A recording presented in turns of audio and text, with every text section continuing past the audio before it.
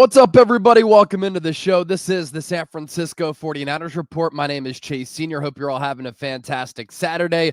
Niners-Browns tomorrow. Early Pacific game for the Niners. Going to be a 1 p.m. Eastern kickoff, 10 a.m. Pacific. So in the lead up to that game, a lot of Niners news that I want to touch on here on the show. And we're going to be live for another watch party right here on the channel. So subscribe and join us for that. Hit that bell icon, turn your notifications on, and select all. Therefore, anytime we go live for a regular live show, a watch party, or when I publish a video like this, you will be notified. But also hit that sub button for nonstop Niners coverage every single day year round. And I hope everybody out there also had an awesome Thanksgiving.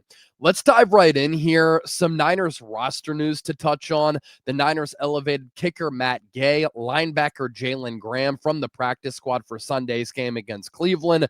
No elevation for the recently acquired linebacker Eric Kendricks, a 2019 first-team All-Pro. Of note, after playing Cleveland, the Niners have a late bye week in Week 14. So next week, no game for San Francisco. And I imagine the Niners are going to give Kendricks more time to get acclimated with Robert Saleh's defense. He played well last year for the Dallas Cowboys, reunited with his former head coach, Mike Zimmer, who was the DC last year for Dallas. And so the Niners added him to the practice squad a couple of days ago, and that'll give him additional time to learn this defense. And it would not surprise me if coming out of the bye week against the Tennessee Titans, another winnable game for the Niners, if Kendricks perhaps starts for San Francisco, if he starts to learn the ins and outs of this defense. Elsewhere, as far as some roster news for San Francisco, Eddy Pineiro not going to play once again, so Matt Gay going to be the Niners kicker here against Cleveland. Going to be rough conditions, which we'll get to here in just a moment. Gay did go 2 for 2 on his field goals last week against the Panthers on Monday Night Football, 2 for 2 on his extra points. He had a kick 40-plus yards, so it was good to see him split the uprights on that kick attempt. Eddy Pineiro still dealing with that hamstring injury. And then back to Eric Kendricks. Kyle Shanahan said this, that the Niners have actually been talking to him all throughout the year, and Shanahan acknowledged that Kendricks had some other options, but the timing was right for him. We've been wanting him on board. So Shanahan said we're pumped that he wanted to come here, pumped to have him. And of course, that funny story from last year when the Niners had agreed verbally to sign Kendricks to a contract, and he was going to be the Dre Greenlaw holdover plan. But then the Cowboys said, well, when Greenlaw comes back, you're probably going to be relegated to the bench. We have a starting role for you. So Kendricks actually didn't end up signing with the Niners. He signed with the Cowboys, spurned San Francisco, and then the Niners had to sign Devondre Campbell. That signing ended up being a disaster, and then Campbell famously left the game and walked off the field during the game last year and has not been seen since in an NFL uniform, and rightfully so. He talked crap on the Packers after leaving them, and then he left the Niners in that embarrassing fashion. Speaking of that Monday Night Football game, punching somebody in the balls will cost you a lot of money, especially when it's caught on tape. So Trevon Moehrig, the Panthers safety, had that nut shot on Jawan Jennings. He has been suspended 1 game. His appeal denied. And he was suspended $65,000 for punching Jawan Jennings in the stones. Now, Jennings at the end of the game retaliated, and he's been fined too, $12,000. But obviously less money, and he's not being docked a game. So this goes for in between the lines, when you're playing football, when you're not playing football, any walk of life, do not punch somebody in the balls. A big storyline for tomorrow's game. Brock Purdy playing in bad weather on the road against Cleveland. Myles Garrett has 18 sacks. The Niners as a team have 13. The Browns have one of the most stout defenses in the NFL, and this is going to be a bad weather game in Cleveland, which this time of the year, do they ever get sunshine in Cleveland, in Ohio? I don't think so. But this is a marquee storyline given Brock Purdy's previous struggles in inclement weather. He played poorly in Cleveland back in 2023 in bad weather, and Against the Carolina Panthers, he was awful in that game, throwing 3 interceptions in that first half against the Panthers. And the Cleveland forecast, it is not good. It is going to be 39 degrees-ish, so hovering mid to high 30s.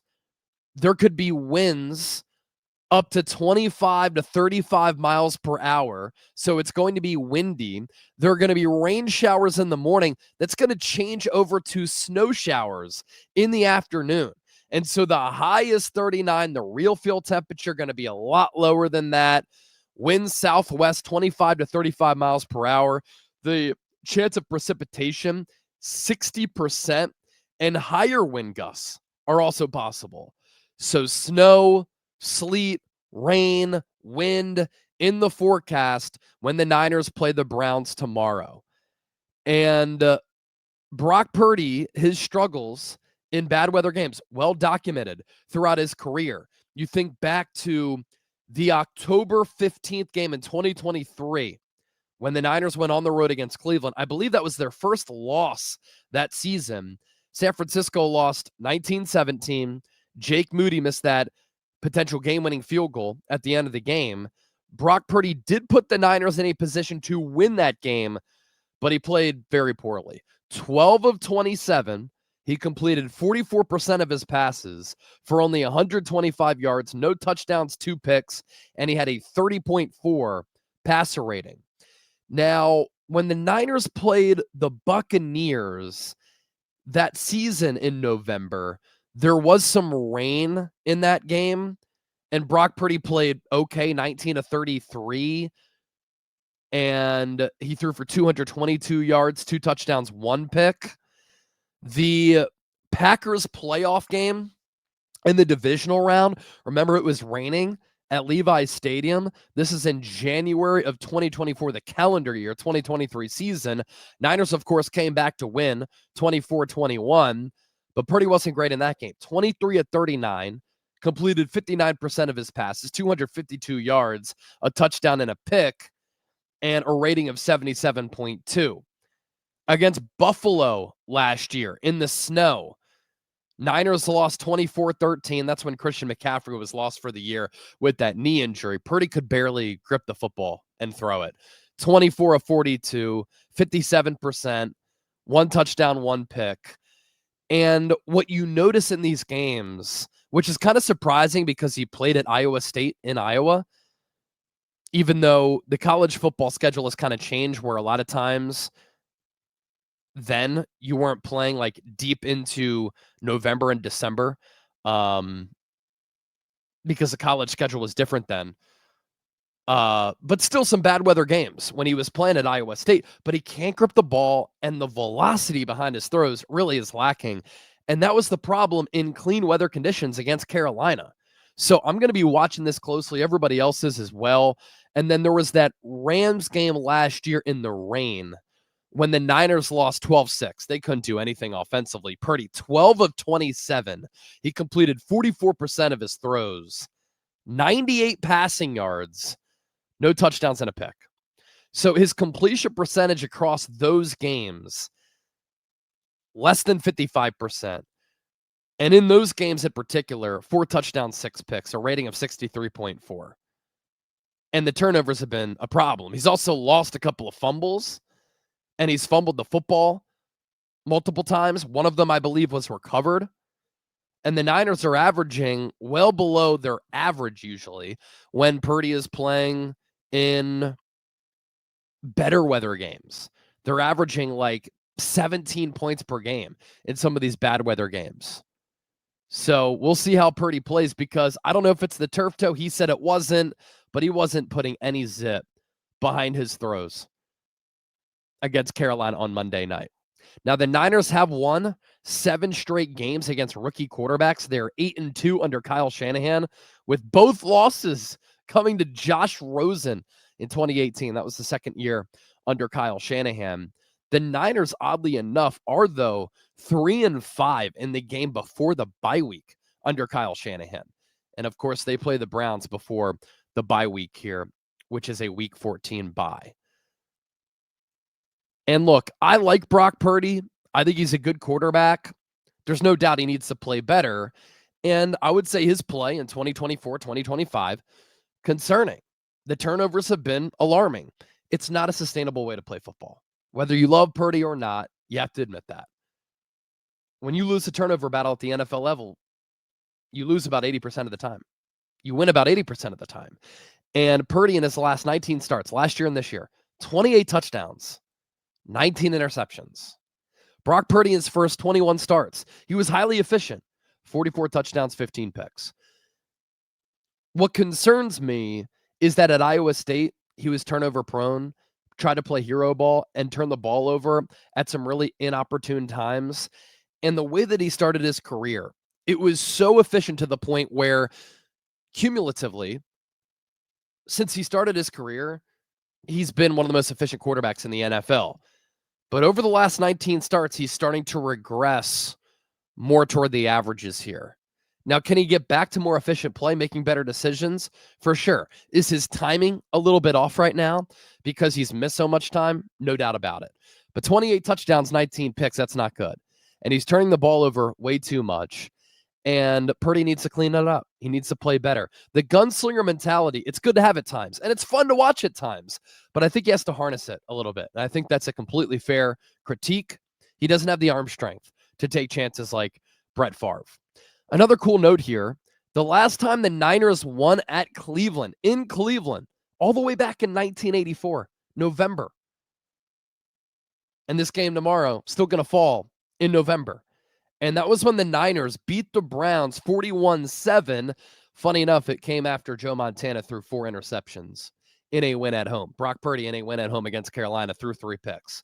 Now, like other people who talk about the Niners, I'm not comparing Brock Purdy to Joe Montana. Joe Montana, arguably the GOAT, but that is the last time that the Niners won against the Cleveland Browns on the road in Cleveland. Kyle Shanahan, as a head coach, we talked about this earlier in the week, and offensive coordinator, 1-8 all time against Browns defensive coordinator Jim Schwartz.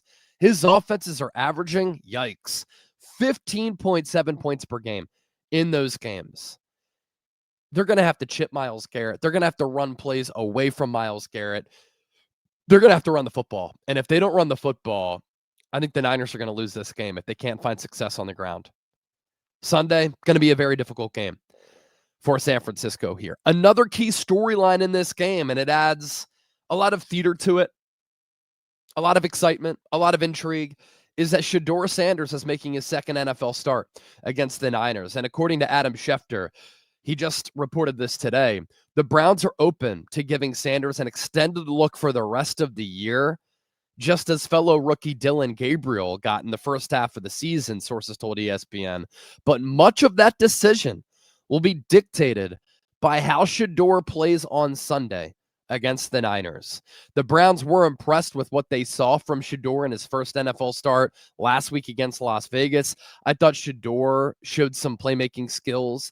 He made a really nice throw downfield when he rolled to his right and found fellow rookie Isaiah Bond, who played his college football at Texas. Should have been a touchdown, in my opinion. And he was aggressive with some of those downfield throws. You look at the stats, and it's not like he put up insane production, 11 of 20, 209 yards, 1 touchdown, 1 pick. But I thought some of the playmaking was there, out of structure, and he had some accurate throws.